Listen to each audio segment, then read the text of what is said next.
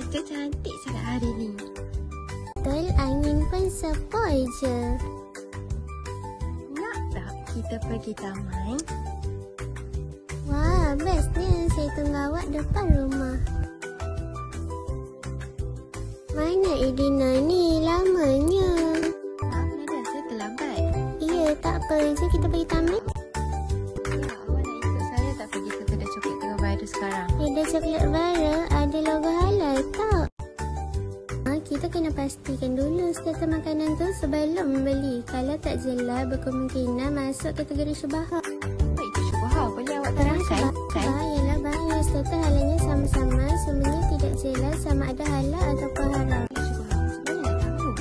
Kita perlu baca label dan semak bahan yang digunakan. Kalau tak pasti, lebih baik elakkan. Bila ada logo halal, baru selamat ya. Hati pun tenang. Dah, sekarang jom kita cari coklat. Boleh datang kedai ni lagi kan Nadia? Yalah, boleh. Kedai ni banyak sangat pilihan coklat halal. Pilih je nak yang mana.